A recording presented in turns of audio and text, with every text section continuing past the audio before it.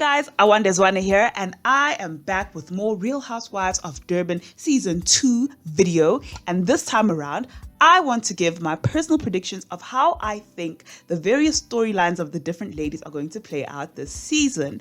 I'm going to go straight into it, starting with Nonku Williams. Now, Ndangman is no longer on the show, but I'm almost certain that she will live on through Nonku Williams. Apparently, Ayanda and her sons did not attend the birthday party of Nonku's daughter Notile last May. You'll remember that at the reunion special, Ayanda made mention of the fact that she and Nonku were liaising and planning for Notile's party together. But after Nonku's mom publicly confronted and embarrassed Ayanda about paying damages for Notile on behalf of the late Sifiso Ncwane, I can understand why Ayanda would elect to remove herself from the Williams family. If it is that particular confrontation caused a breakdown between the Williams and the Ncwane families, then I suspect that Nonku's storyline this season might focus on her trying to repair those relations, or if a petwa pride, it will be her beefing with Ayanda. On the other hand, Nonku briefly did reveal to us last season about her ex-husband and the father to her sons, who was physically and emotionally abusive towards her whilst they were married, even refusing Notile from attending her father's funeral. So perhaps this season, to move out of Ayanda's shadow, Nonku might open up to us a little bit more about her previous marriage and make her healing journey the central point of her storyline. Then Miss Ludick Mthembu Annie. Last season, the most that we saw of her was in her capacity as a businesswoman. Beauty studio, restaurant, marketing company, those are just a few businesses that are under her name. Annie's storyline in season 1 was very carefully curated, almost like her Instagram, on which she is now posting snaps of her husband, Khulu Mthembu, a little bit more regularly. I wonder if she's going to allow the cameras and the audience to catch more glimpses of her personal life as a wife and a mother this season. On the other hand, during the looting riots that ravaged Durban in July 2021, Annie's restaurant was unfortunately one of the many businesses that were ransacked. Perhaps season 2 storyline will walk us through the process of picking up the pieces and rebuilding her restaurant, which would be a very socially relevant and relatable plot to the show.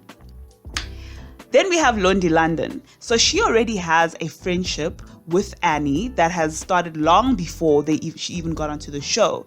So obviously I think that producers are going to use that friendship to introduce Londy into the group.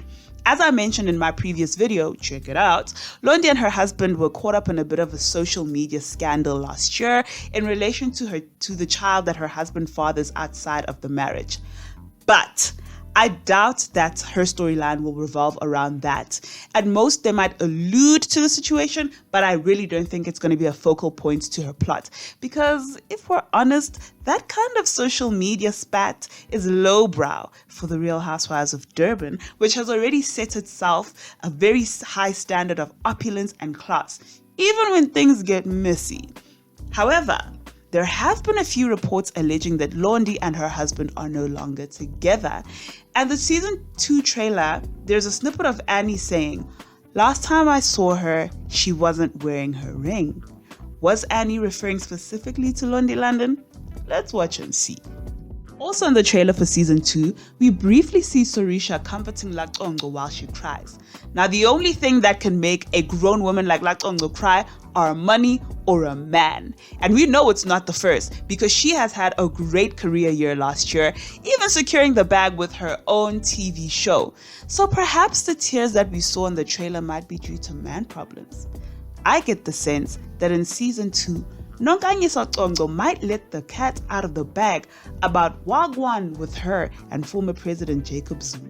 Now, we may unintentionally have a crossover between Uthando Nesthembu and the Real Housewives of Durban here, and I am living for all of it. Thobile is very popular and well-liked on Uthando Nesthembu as the third wife of KZN businessman Musa Mselegu, and it just so happens that our favorite attorney LaConco is a close friend of Thabile's sister wife Khanya Mayeni Mselegu, who is the second wife to Thobile's husband.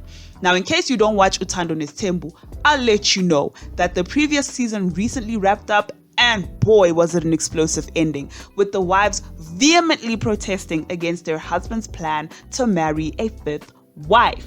But even prior to that, tensions on that plural marriage have been running high for a while, particularly between Thobile and Mayeni. So I'm interested to see the dynamic between LaConco and Thobile, because as a close friend to Mayeni, LaConco is indirectly in the line of fire in respect to the war in Thobile's polygamous marriage.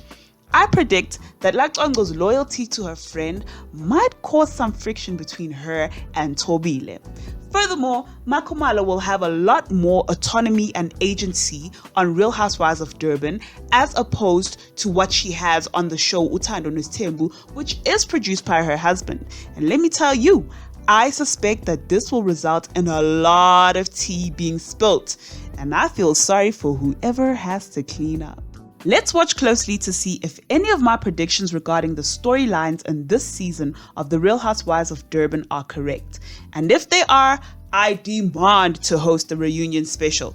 Tell Showmax I'm getting my dress ready. And whilst I do that, you leave a comment of your season predictions below, and be sure to come back for my next commentary of The Real Housewives of Durban Season 2.